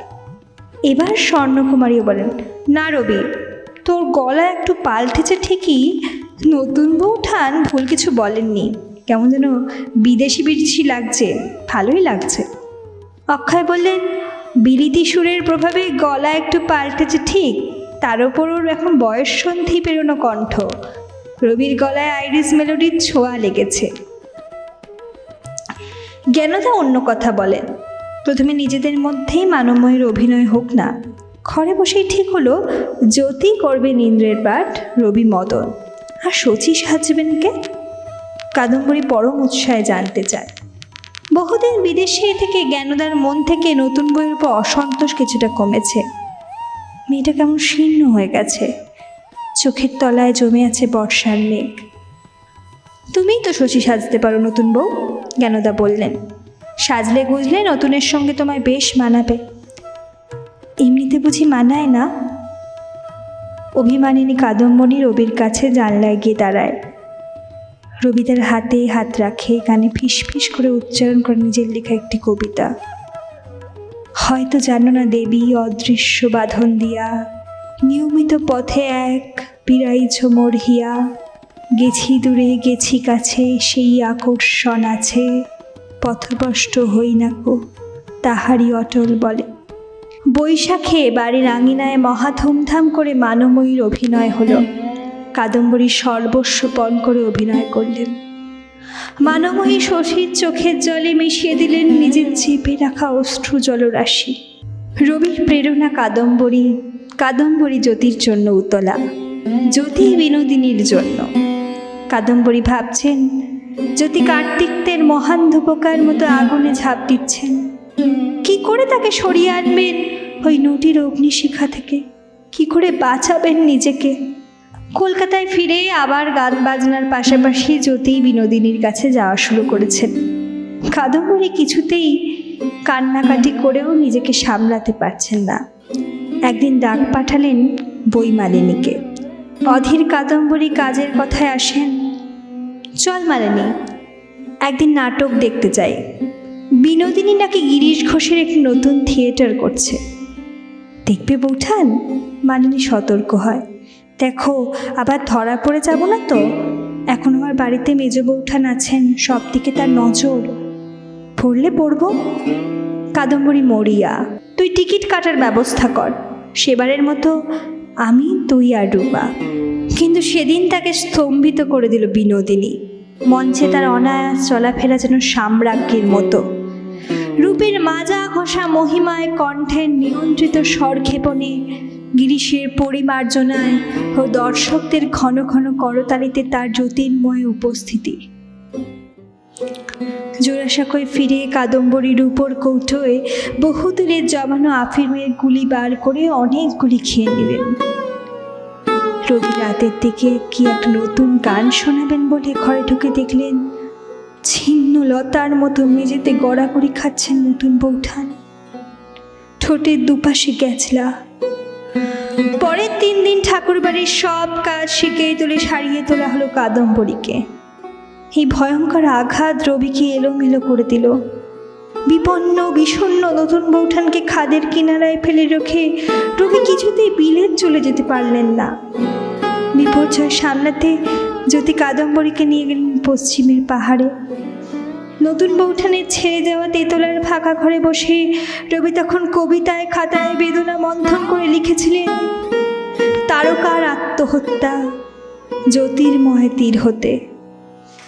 রবি, জ্যোতি, স্বর্ণকুমারীরা যতই কাদম্বরীকে আনন্দ রাখার চেষ্টা করুন, বাড়ির মেয়ে মহল কিন্তু কাদম্বরীকে ছেড়ে কথা বলল না। তরকারির আসরে এসে বসতে না বসতেই শুরু হয়ে যায় টিকা টিপ্পনি। কেউ কেউ বললেন, কি গো নতুন বউ, এত নাটুকেপনা কেন? দুঃখ কষ্ট তো সবার আছে, আমরা তো বাপু অমন করে বিষ খাইনি। খেলেই যদি অত অল্প করে খেলে কেন? সেই তো ফিরে আসতে হলো আমাদের মধ্যে। মাঝখান থেকে কর্তাদের যত ঝুট ঝামেলা পেয়াতে হচ্ছে। বাইরে জ্যোতি ঠাকুরকে নিয়ে কত কানাকানি, নিজের বরকে এমন বদনাম করে মুখ দেখাচ্ছ কি করে? এত বিষ এদের জিভে। কালো হয়ে যায় কাদম্বরীর মুখ। সত্যি তার মরে যাওয়াই ছিল ভালো। কেন যে রবি বাঁচিয়ে তুলল তাকে? চোখ দিয়ে টপ টপ ঝরে পড়ে রূপলি বেদনা। জ্ঞানদা অসন্তুষ্ট তার ওপর, এমনকি বাড়ির লোকের বদনাম করা তিনি মেনে নিতে পারেন না। কাদম্বরীকে আঘাত দিয়ে বললেন, এখন কেঁদে কি হবে নতুন বউ? তুমি নিজের মুখ নিজে পুড়িয়েছ, আমাদেরও। এই কথা চাপা দিতে কত টাকা খরচ হয়েছে জানো? আর নতুনের মুখের দিকে তো তাকানোই যাচ্ছে না। এত ভালোবাসে, তার এই প্রতিদান পেল সে? রূপা চুপ থাকতে পারে না, বলে, মেজ বৌঠান, তোমরা কেউ দুঃখটা বুঝছো না। কেউ কি সাত করে এমন করে? ওকে একটু সামলাতে দাও না। জ্ঞানদা রুষ্ট স্বরে বলেন, তুই চুপ কর রূপা, সব ব্যাপারে কথা বলিস না। আর নতুন বউ, তোমাকে বলি, জীবনে অনেক ঝড় ঝাপটা আসে, কিন্তু সেই চ্যালেঞ্জ নেওয়াটাই তো বেঁচে থাকা। আমি বিলেতে অসুস্থ বাচ্চাগুলোকে নিয়ে রুগ্ন শরীরে একা একা কীভাবে দিন কাটিয়েছি তুমি ভাবতেও পারবে না। আফিম খাওয়াটা ভীরুতা, নিজে জ্বলছ, নতুনকেও জ্বালাচ্ছ। আমি প্রথম দিন থেকে জানতাম তুমি পারবে না। নতুনের মতো পুরুষকে বেঁধে রাখতে পারে না তোমার মতো মেয়েরা। আমি কীরকম? জল ভরা চোখে ফুঁসে উঠছেন কাদম্বরী। সব বুঝলাম মেজদি, কিন্তু আমি যেভাবে দিনের পর দিন নিজের স্বামীকে আগুনের দিকে ধাবমান পতঙ্গের মতো বাজারের নোটির দিকে ছুটে যেতে দেখেও হাসি মুখে সহ্য করেছি, সেটা কি তুমি পারতে? এই তোমার মিথ্যে সন্দেহ নতুন বউ। যদি রূপে গুণে নটিরা সবাই মাতোয়ারা, কিন্তু যদি তোমার প্রতি অবহেলা করেনি। আজও সে তোমাকে নিয়ে বেড়াতে যান, তোমাকে নায়িকা সাজিয়ে গীতিনাট্য করে। ওসব লোক দেখানো। কাদম্বরী নিচু গলায় বলে, ও আর আমাকে ভালোবাসে না। আমি সেই জীবন সঙ্গীকে চিনতে পারি না আর। এক বয়স্কা বিধবা সামনাসামনি বলে ফেললেন, নতুন বউ, কিছু মনে করো না বাপু, তুমি একটু অপয়া আছো। উর্মিলা তোমার কাছে ছিল, পড়ে গেল আর তোমার ঘুমই ভাঙলো না। নিজের কোলেও ছেলেপুলে এলো না। দোষ আছে, চুপচাপ থাকো। বেশ তো ছিল ফুরুত ফুরুত গান বাজনা নিয়ে, এখন আবার সব আফিম খেয়ে নাটক করা কেন? কাদম্বরী এরপর আর জোড়াসাঁকোর বাড়িতে থাকতে চাইলেন না। যদিও রবির সঙ্গে চন্দননগরের গঙ্গা তীরে একটি বাগান বাড়িতে এসে উঠলেন। কয়েক বছর আগেও এখানে এসে মুগ্ধ হয়েছিলেন ওরা। ঠাকুর বাড়ির কোলাহল থেকে দূরের গঙ্গার কোলে এই বাড়ি যেন স্বপ্নরাজ্য। এখানে এসে জ্যোতিকেও অনেক কাছে পেয়েছেন তিনি, যদিও প্রায়শ দিনই কলকাতায় যাওয়া আসা করেন জ্যোতি। কিছুদিন পর বাড়ি পাল্টে মোরান সাহেবের বাংলোয় যাওয়া হলো, সেও গঙ্গার ধারে। সেখান থেকে কলকাতার সদর স্ট্রিটের একটি ভাড়া বাড়িতে 1881 থেকে 82 অনেকটা সময় জুড়ে জোড়াসাঁকোর বাইরেই কাটাচ্ছিলেন 3 সঙ্গী। কাদম্বরী জোড়াসাঁকোয় ফিরতে চাননি। ঠাকুর বাড়ির মেয়েদের গঞ্জনা থেকে দূরে তেতলার ঘরের নিঃসীম একাকিত্ব বেরিয়ে সদর স্ট্রিটের বাড়িটাই গুছিয়ে নিয়েছিলেন তিনি। যদি সবসময় বাড়ি না এলেও রবি তো আছেই। রবির লেখার টেবিলে বসলে তার জন্য মৌসুম্বির রস শরবত করে এনে দিতেন কাদম্বরী। কখনো বা ছাদের আলিশায় সূর্যাস্তের আকাশের দিকে তাকিয়ে গল্প করতে করতে দিব্যি কেটে যায় দেওর আর বৌদির। অনেকদিন কোনো গান রচনা হয়নি। সেই জ্বরের ঘরে রবি একটা গান বাঁধার চেষ্টা করলো। একটি দুটি লাইন ঠিক এসে গেল, তৃতীয় লাইনটা ভাবতে গিয়ে গুলিয়ে গেল প্রথম লাইনটা। কিছুতেই মনে পড়ে না। সেটা হাতড়াতে গিয়ে আবার তৃতীয় লাইনটা হারিয়ে যায়। কপালে একটা হাতের ছোঁয়া লাগতে চমকে উঠল রবি। খাড় ঘুরিয়ে দেখল শিয়রের কাছে দাঁড়িয়ে আছেন নতুন বৌঠান। উড়ি খুঁড়ি চুল, চোখ দুটি ছলছলে, শরীরে একটা আটপৌড়ে হলুদ শাড়ি জড়ানো। দুজনে পরস্পরের চোখের দিকে চেয়ে রইলেন বেশ কিছুক্ষণ। এর মধ্যে রবি গিয়েছিল কাদম্বরীর কাছে ক্ষমা চাইতে। কাদম্বরী উদাসীনভাবে কাটা কাটা উত্তর দিয়েছেন। রবি বুঝতে পেরেছিল ওর রাগ পড়েনি। তারপর কাদম্বরী অসুখে শয্যাশায়িনী হলেন। মনুর মা আর নিস্তারিণী দাসী তার ঘরে বসে থাকে। রবি সকাল বিকেল দেখে এসেছে, অন্তরঙ্গ কোনো কথাও হয়নি। জ্যোতিরিন্দ্রনাথ জমিদারির কাজে গিয়েছেন শিলাই দহে। জোড়াসাঁকো থেকেই দুজন কর্মচারী এসে রয়েছে এ বাড়িতে। রবি অস্পষ্ট স্বরে বলে, নতুন বৌঠান? কাদম্বরী বললেন, রবি, তোমার অসুখ হয়েছে, আমাকে খবর দাওনি? রবি কাদম্বরীর ডান হাতখানি ধরল। সে হাতও খুব উষ্ণ। কাদম্বরীর মুখ দেখলেও টের পাওয়া যায় জ্বরের ঝাঁঝ। রবি বলল, তোমার তো বেশ জ্বর, তুমি উঠে এলে কেন? কাদম্বরী বললেন, মেয়ে মানুষের জ্বর হলে কিছু হয় না, সরকার মহাশয়কে জানাচ্ছি। নীলু ডাক্তারকে ডেকে আনুক তোমার জন্য। এত জ্বর তোমার, কপালে জলপট্টি ধুক্তি দেওয়া হয়নি। রবি বলল, এক্ষুনি ডাক্তার ডাকার দরকার নেই, মোটে একদিনের জ্বর, আমার এমনি ঠিক হয়ে যাবে। কাদম্বরী বললেন, তুমি চুপটি করে শুয়ে পড়ো, আমি এক্ষুনি আসছি। রূপোর বাটিতে ঠান্ডা জল আর পরিষ্কার এক টুকরো কাপড় নিয়ে একটু পরেই ফিরে এলেন কাদম্বরী। এক পাশে বসে রবির কপালে জলপট্টি দিলেন যত্ন করে। রবি বলল, এ তোমার ভারী অন্যায় নতুন বৌঠান, তোমার এখন শুয়ে থাকার কথা, তুমি জলপট্টি নাওনি কেন? কাদম্বরী বললেন, তোমার এই মাথায় কত চিন্তা করতে হয়, বেশি গরম হলে ক্ষতি হতে পারে, আমার মাথার আর কি দাম আছে? রবি বলল, চিন্তা সব মানুষই করে, তবে তোমার মনের মধ্যে যে কি চলে তার হদিশ আমি কখনোই পাই না।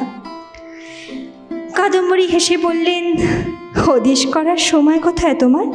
রবি বলল, আমি দোষ করেছি, পথভ্রান্ত হয়েছিলাম, কিন্তু সেই দোষ কি একেবারে ক্ষমার অযোগ্য? কাদম্বরী বললেন, ক্ষমার প্রশ্নই আসে না রবি, তুমি কি সর্বক্ষণ বাড়িতে থাকবে নাকি আমার জন্য? আমি বুঝি তা বুঝি না? রবি বলল, একটা লাভ হলো কি যেন নতুন বৌঠান, এই কয়েক মাস অন্যদের কাছে ঘুরিয়ে ঘুরিয়ে আমার উপলব্ধি হলো তোমার কাছাকাছি থাকাতেই আমার সবচেয়ে বেশি ভালো লাগে। দুদিন বাদে রবির জ্বর ছাড়ল, কাদম্বরীর ছাড়ল তার পরের দিন। আবার শনিবারে দুজনের একসঙ্গে জ্বর এলো। নীলমাধব ডাক্তার দুজনকে ওষুধ দিলেন। সেই ওষুধে জ্বর ছাড়ে, আবার আসে। এই পালা জ্বর ক্রমে গা সহ্য হয়ে গেল। জ্বর যখন থাকে না তখন রবি লিখতে বসে যায়। কাদম্বরী ঘর গোছাতে শুরু করে। সন্ধ্যায় পর দুজনে মুখোমুখি বসে গল্প করে কিংবা গান গায়। রবি তার সদ্য লেখা কবিতাটা পড়ে শোনায়। কাদম্বরী রবির সব লেখার প্রথম পাঠিকা কিংবা শ্রোতা। রবির বিলেত যাত্রায় দ্বিতীয় চেষ্টা যখন ব্যর্থ হলো, দেবেন ঠাকুর ঠিক করলেন তার বিয়ে দেবেন। রবিকে বললেন, ব্যারিস্টার হওয়া যখন তোমার কপালে নেই, এবার বিয়ে করে সংসারী হও। রবি মাথা নিচু করে নিরুত্তর বসে থাকলেন। তার মোটেই একটি নিরক্ষর বালিকাকে বিয়ে করার ইচ্ছে নেই। শুরু হয়ে গেল রবির পাত্রী খোঁজার তোড়জোড়। জ্ঞানও তার ইচ্ছা রবির উপযুক্ত বউ খুঁজে আনবেন তিনি। তারপর তাকে ঘষে মেজে বিবির সঙ্গে কনভেন্ট স্কুলে পাঠাবেন। কাদম্বরী আবার কনভেন্ট চর্চায় আস্থা নেই। তিনি চান রবির বউকে কাব্য সাহিত্যের পাঠ দিতে।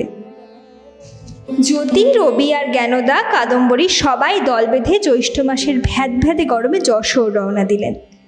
জ্যৈষ্ঠের ভ্যাবসানের সঙ্গে বৃষ্টি শুরু হয়ে গেল। কিছুদিনের মধ্যে এদিককার গ্রামের রাস্তাঘাট কাদামাখা পিছল। মেয়েরা সাধারণত পালকিতেই যাতায়াত করছেন।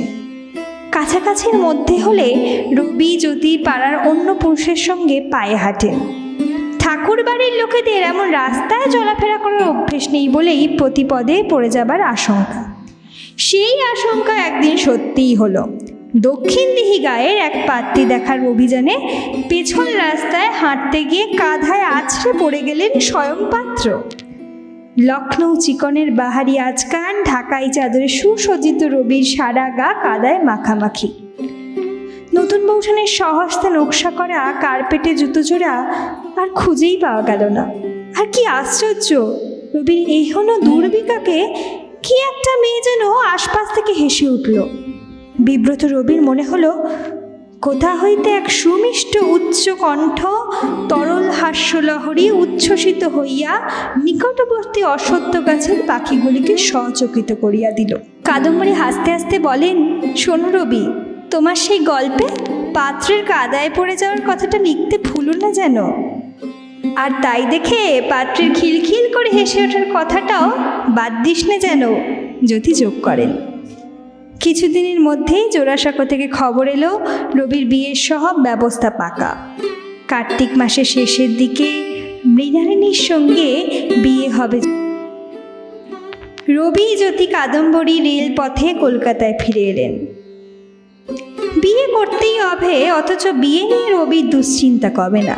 তার মধ্যেই বন্ধু প্রিয়নাথ সেন ও নগেন্দ্রনাথ গুপ্তকে নিজের বিয়ের নিমন্ত্রণে চিঠি পাঠিয়ে জানালেন, আগামী রবিবার 24শে অগ্রহায়ণ তারিখে শুভ দিনে শুভ লগ্নে আমার পরমাত্রেয় শ্রীমান রবীন্দ্রনাথ ঠাকুরের শুভ বিবাহ হইবেক।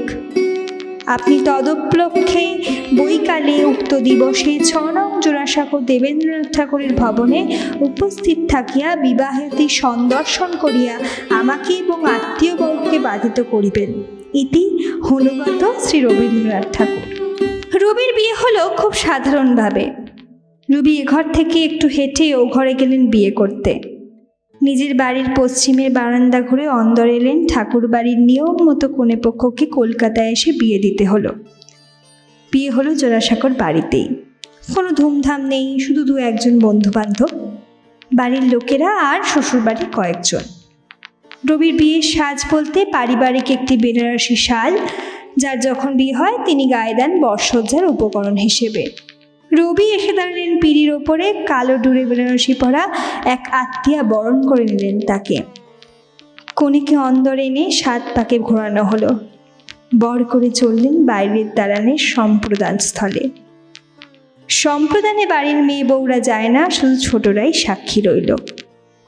বাসরে বসেই রবি নিজের স্নায়বিক উত্তেজনা ঢাকার জন্য ঠাট্টা তামাশা শুরু করলেন। মেয়েরা অনেক যত্ন করে ভারগুলো খেলার আয়োজন করছে, বরকনেকে ঘিরে খেলতে বসেছে। আর খেলা শুরু হতেই রবি সব ভার উপর করে খেলা পণ্ড করে দিলেন। কিছুতেই যেন তার মন বসছে না। মেয়েরা সব হইচই করে ওঠেন। ছোট কাকিমা ত্রিপুরা সুন্দরী বলেন, ও কি করিস রবি? এই বুঝি তোর ভার খেলা? ভারগুলো সব উল্টে পাল্টে দিচ্ছিস কেন? রবি চারিদিকে তাকিয়ে নতুন বৌঠানকে কোথাও দেখতে পান না। ছটপট করে বলে ওঠেন, কি করবো ছোট কাকিমা? দেখছো না সবচেয়ে উল্টো পাল্টা হয়ে যাচ্ছে। আমি নিজেই নিজের ভারগুলো উল্টে দিয়েছি। কোথায় গেলেন নতুন বৌঠান? রবির বিয়ে আর তিনি নেই। বিয়ের পিঁড়ি ছেড়ে তাকে খুঁজে আনতে চান রবি, কিন্তু পরক্ষণেই বালিকা বধূর ঘোমটা ঢাকা মুখের দিকে তাকিয়ে ভাবেন, এর তো কোনো দোষ নেই। রবির বিয়ের পরপরই ঠাকুর বাড়িতে অনেক ওলট পালট ঘটে গেল। তবে রবি এসবে একটু উদাসীন। নিজস্ব জীবন ছন্দের মধ্যে হঠাৎ এসে পড়া এই বালিকা বধূকে নিয়ে কি করবেন তিনি ভেবেই পাচ্ছিলেন না। এতদিন কখনো সদস্মৃতি নতুন বৌঠানের কাছে আবার কখনো মেজ বৌঠানের কাছে বীরজিতলায় উদ্দীপক জীবনযাপনে অভ্যস্ত ছিলেন তিনি। তার বদলে জোড়াসাঁকোর নিস্তরঙ্গ দিনগুলো যেন কাটতেই চায় না। এখন জোড়াসাঁকোয় না আছে জ্যোতিদাদার প্রাণের আগুন, না আছে মেজ বৌঠানের সুমার্জিত শিল্প সাহিত্য চর্চা, না নতুন বৌঠানের মায়াবী উদ্ভাস। তেতলার ঘরের নির্জনতায় তার প্রাণ হাঁপিয়ে ওঠে। মৃণালিনী কখনো এখানে থাকেন, কখনো বা মেজ বৌঠানের কাছে। বীরজিতলার বাড়িতে আসর বসেছে। সন্ধেয় গান বাজনায় আসর জমছে। জ্যোতির সঙ্গে অক্ষয় এসে হাজির হন প্রায়ই। পিয়ানোর রিডে দিশি বিদেশি সুরের ওঠানামায় উত্তাল হয়ে ওঠে বীরজিতলার বাড়ি।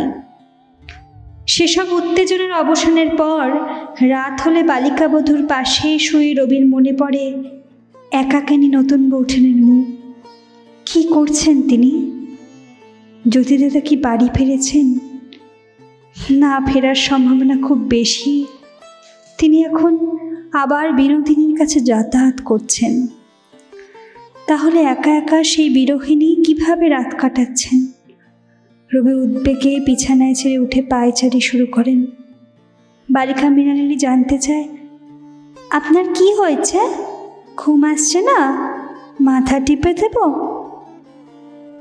তার মুখের দিকে তাকে রবির বড় মায়া হয়। 12 বছরের সরল বালিকা বোঝে না তার পক্ষে 24 বছরের রবির জটিল মনোজগতে ঢোকা কত কঠিন। কাদম্বরী সত্যিই একা হয়ে পড়েছেন। রবি আসার সময় পায় না, যদি প্রায়ই বাড়ি ফেরেন না। কোথায় থাকেন জানতে চাইলে বড় অশান্তি করেন আজকাল। মনে মনে কাদম্বরীর গভীর সন্দেহ, যদি নিশ্চয়ই বিনোদিনীর কাছে রাত কাটাচ্ছেন। শুয়ে বসে তার দিন কাটে না, রাত কাটে না। খড়খড়ির ফাঁক দিয়ে রাস্তা দেখেন, রাস্তায় ফেরিওয়ালা ঠেলাওয়ালা দেখেন। সেলাই নিয়ে বসলেও মন লাগে না, মনের রং হারিয়ে গেছে যে।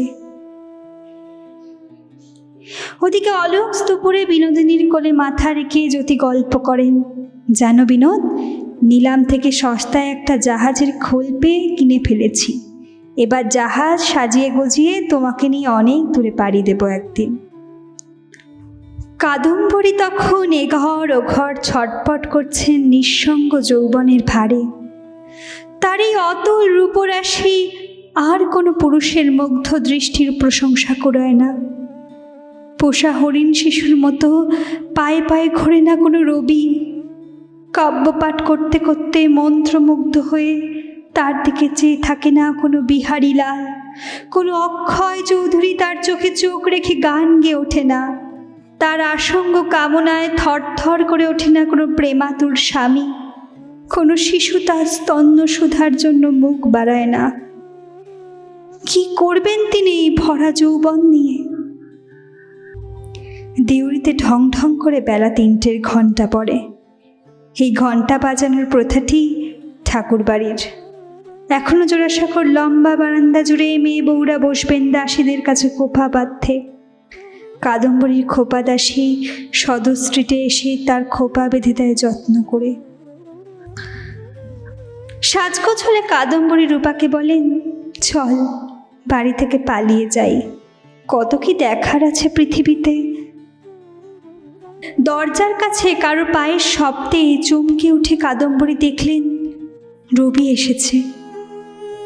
তার চোখ অভিমানে ছলছল করে ওঠে। চট করে মুখ ঘুরিয়ে নিয়ে কাদম্বরী বললেন, বেঁচে আছে কিনা দেখতে এসেছে রবি? রবি কাছে এসে নতুন বৌঠানের থুতনি ধরে নিজের দিকে ঘুরিয়ে নেন। কাজল নয়ন থেকে গড়িয়ে পড়া অশ্রুটুকু পরম যত্নে মুছে দেন আঙুল দিয়ে। তারপরে বলেন, রাগ করো না, প্রতিদিন তোমার জন্য দুশ্চিন্তা হয়, কিন্তু আসতে পারি না কিছুতে। তা পারবে কি করে? রবির হাত ঠেলে দিয়ে সরে যান কাদম্বরী। এখন তোমার নতুন বউয়ের সঙ্গে পুতুল খেলার সময়, এখন কি আর বুড়ি বৌঠানের সঙ্গ ভালো লাগে? রবির মনে তীব্র আবেগের ধাক্কা লাগে। প্রতিপল অনুপল যাকে মনে পড়ে, যার ছায়া থেকে সরার জন্য নিজের সঙ্গে যুদ্ধ করতে হয় পল অনুপল, সেই মনোপ্রতিমায় কথা বলছে। রবি আর্তনাদ করে ওঠেন, যদি বুক ছিঁড়ে তোমাকে দেখাতে পারতাম নতুন বউঠান, আমার ক্ষতবিক্ষত মন। মিথ্যে বলো না রবি। কাদম্বরী তাও অভিমান করেন, তুমিও তোমার নতুন দাদার মতো আমাকে মিথ্যে স্তোক দিচ্ছ। আমাকে কেউ আর ভালোবাসে না। তার গায়ের কচি কলা পাতা রঙের জর্জেট শাড়িটি অবহেলায় মাটিতে লুটোয়। বিদ্যুৎলতার ঈষৎ উন্মোচনে মাথা ছিমছিম করে ওঠে রবির। রেশমি জ্যাকেটের উদ্ধত নির্লজ্জতায় চোখ পুড়ে যায়। তিনি কাদম্বরীর কোমর জড়িয়ে হাঁটু গেড়ে মাটিতে বসে পড়ে বলেন, আমি ভালোবাসি, আমি ভালোবাসি। এরকম করে আর কেউ কোনোদিনও ভালোবাসেনি নতুন বউঠান। যদি সাধ্য থাকতো তাহলে তোমার এই যন্ত্রণা দূর করতাম। কাদম্বরীও শকুন্তলার মতো জড়িয়ে ধরেন প্রিয়তম হরিণ শিশুটিকে।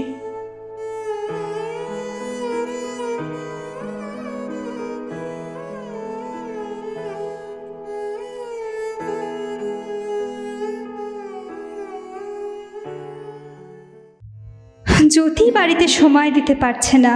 কাদম্বরীকে নিয়ে আবার জোড়াসাঁকোয় ফিরে গেলেন।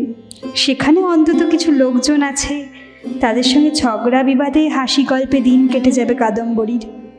যদি কিছুটা নিশ্চিন্ত মনে বিনোদিনীর কাছে দিন কাটাতে পারবেন। তাছাড়া জাহাজ নিয়েও খুব ব্যস্ততা জ্যোতির। প্রচুর ঋণ নিয়ে জাহাজ সাজিয়েছেন। কামরার সৌন্দর্যনায়নে ভার দিয়েছেন জ্ঞানদাকে। 19 এপ্রিলের জন্য মহা তোড়জোড় শুরু হয়ে গেল। শহরের গণ্য মান্য ব্যক্তিদের আমন্ত্রণ করা হয়েছে। সেদিন উপস্থিত থাকার জন্য হয়তো বড়লাট আসবেন। যদি বিশেষ ইংরেজি প্রীতি না থাকলেও হোমরা চোমরা সাহেবরা না এলে জাহাজের তেমন প্রচার হবে না। বাঙালির জাহাজ ব্যবসাটার প্রেস আসবে, কিন্তু গোড়া সাহেবদের রিয়াকশন দেখতে ঝাঁপিয়ে পড়বে।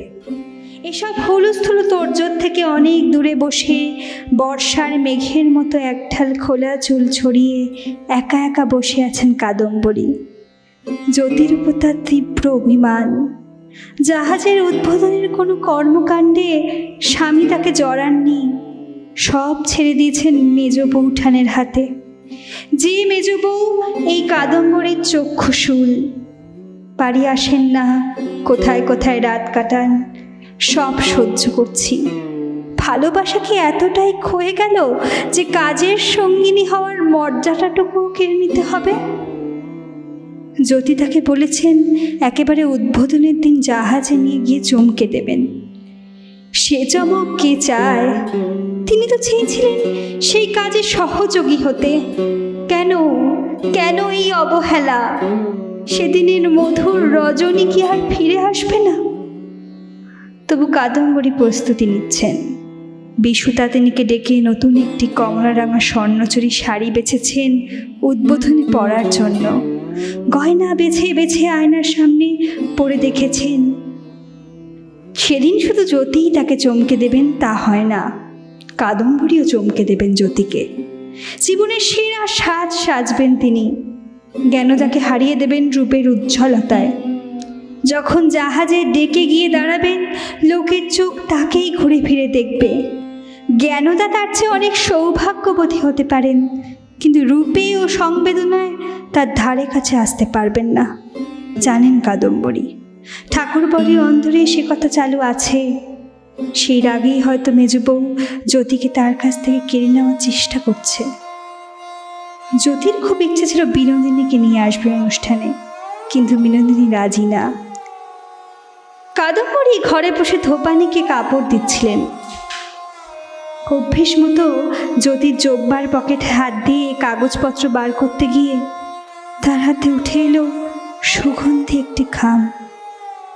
কোনায় মেয়েলি ছাদের অক্ষরে লেখা সরোজিনী, আর মাঝখানে অতি যত্নে জ্যোতির নাম। কাদম্বরীর বুক ধরফর করে ওঠে। ধোপানিকে বিদায় করে চিঠিটা খোলেন তিনি। কাদম্বরীর বুক ধরফর করে ওঠে।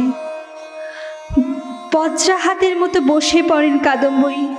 শব্দগুলি তার মাথায় বউ বউ করে উঠছে।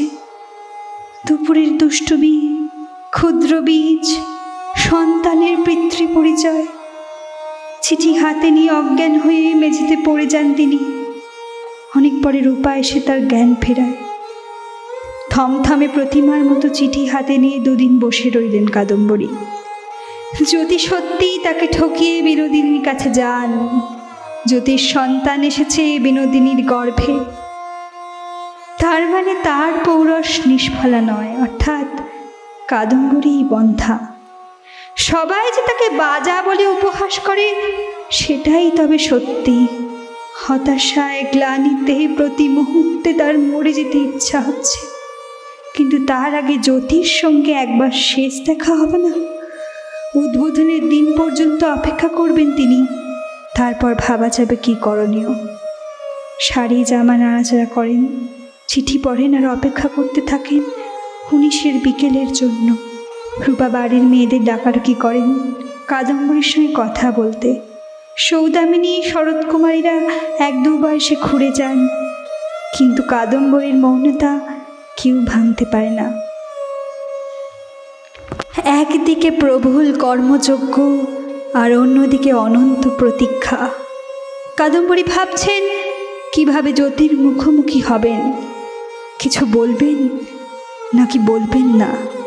ছলনার অভিযোগে জ্যোতিকে কাঠগড়ায় দাঁড় করলে তিনিও যদি কাদম্বরীকে বাজা অসম্পূর্ণা বলেন, এসব চেপে রেখে হাসি মুখে তার সামনে কি দাঁড়াতে পারবেন কাদম্বরী?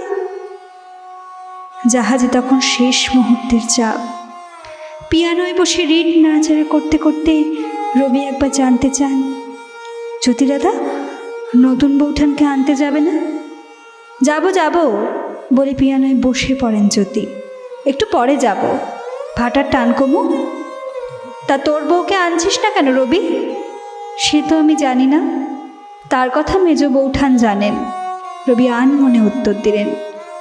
কাজের লোকেদের টাকা ডাকিতে আবার অন্যদিকে চলে যান জ্যোতি। কাদম্বরী উদ্বেগে ঘরে বাইরে করছেন।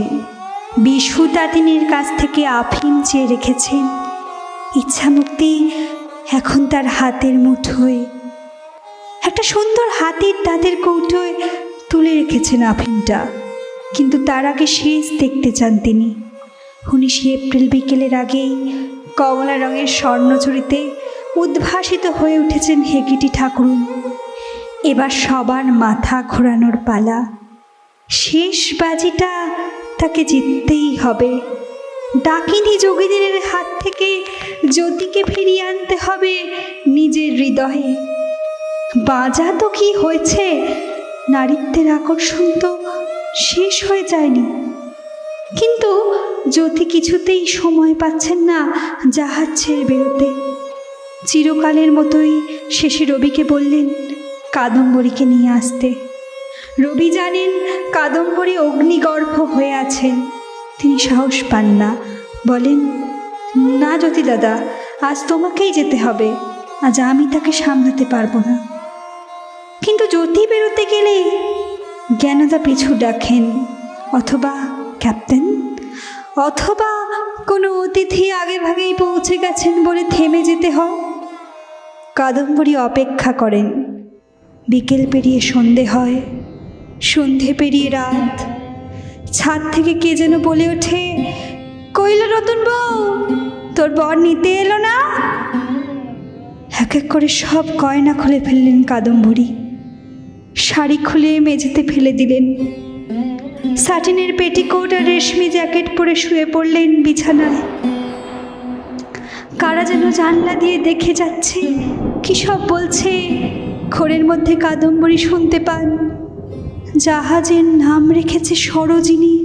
ও কি অপমান! অনেক রাতে উঠে হাতির দাঁতের কৌটো খুলে সবটা আফিম মুখের মধ্যে ঢেলে দিলেন কাদম্বরী।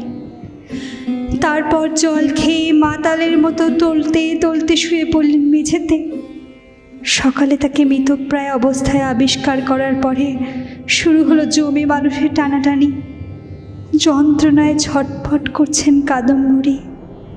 তার 25 বছরের স্বর্গীয় সৌন্দর্য রাশি যেন ক্রমশ বিষাক্ত আইভিলতার চেহারা নিচ্ছে।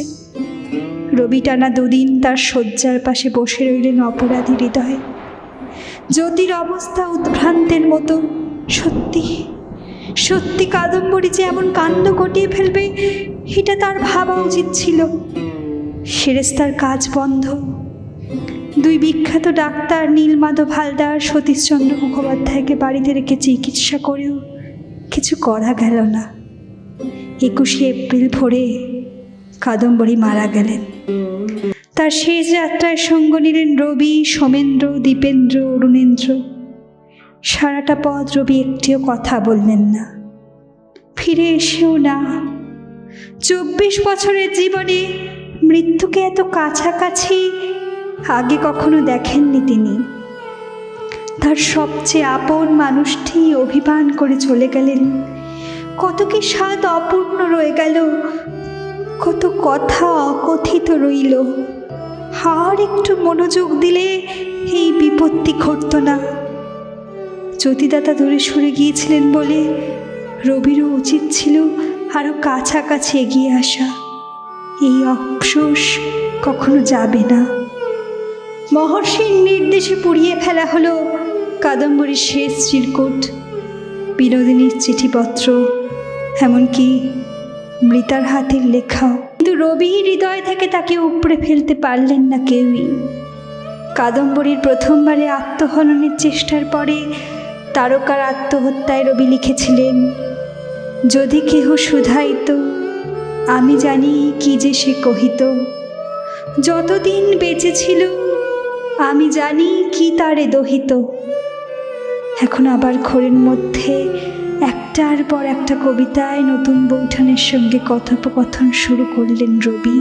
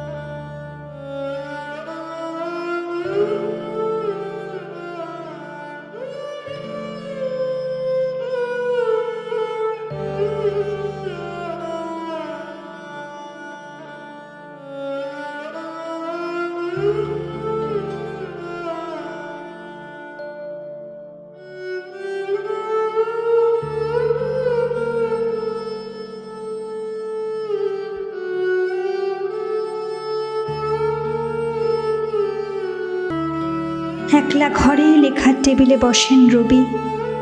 চোখ বন্ধ করলে খাতায় কাদম্বরীর মুখ ভেসে ওঠে। তিনি লেখেন, হে জগতের বিস্মৃত আমার চিরস্মৃত, এসব লেখা আমি তোমার জন্য লিখিতেছি। পাছে তুমি আমার কণ্ঠস্বর ভুলিয়া যাও, অনন্তের পথে চলিতে চলিতে যখন দৈবাৎ তোমাতে আমাতে দেখা হইবে, তখন পাছে তুমি আমাকে চিনিতে না পারো। তাই প্রতিদিন তোমাকে স্মরণ করিয়া আমার এই কথাগুলো তোমাকে বলিতেছি। তুমি কি শুনিতেছ না? সন্ধেবেলায় গলিপথে শব্দ ওঠে, বেলফুল চাই, বেলফুল। দাসীরা মালা কিনে এনে বউ মেয়েদের চুলে পরিয়ে দেয়। আজ সবাই মিলে মৃণালিনীকে সাজানো হচ্ছে। তার লম্বা চুলে বিবিয়ানা খোপা বেঁধে যত্ন করে বেলফুলের মালা জড়িয়ে দেয় তারা। রবি বাড়ি ফিরেছে এতদিন পর। মৃণালিনীর স্বামীর ঘরে রাত কাটাবে। সৌদামিনী নিপময়ীরা আজ তাই ছোট বউয়ের সাজের তদারকিতে লেগে পড়েছে। রাতের আহার পর্ব শেষ হলে রবি বিষণ্ণ মনে বিছানায় গা এলিয়ে দেন। হঠাৎ আসা দক্ষিণা হাওয়ায় ঘরের বাতি নিভে গেছে। নাকি কাদম্বরী এসে বাতি নিভিয়ে দিলেন? রবি চুপচাপ শুয়ে রইলেন। এমন সময় হঠাৎ বল্লর নিক্কণ শব্দে একটি সুকোমল বাহুপাশ তাকে সুকঠিন বন্ধনে বাঁধিয়া ফেলিল। রায়কিশোরী মৃণালিনীর এই সজল অনুতপ্ত আত্মসমর্পণে রবি সহসা পুলকিত হল। মৃণালিনীকে আশ্লেষে জড়িয়ে ধরতেই কুহকিনীর মতো রবির সামনে এসে দাঁড়ালেন কাদম্বরী। রবি ধীরে ধীরে তাকে বললেন, হেথা হতে যাও পুরাতন, হেথায় নতুন খেলা আরম্ভ হয়েছে। মৃদু হেসে রবির দিকেই চাপার করে আঙুলগুলি নাড়িয়া মরীচিকার মতো হাওয়ায় মিলিয়ে গেলেন কাদম্বরী। জোড়াসাঁকোর খিলানে তার আর কোনো চিহ্ন রইল না।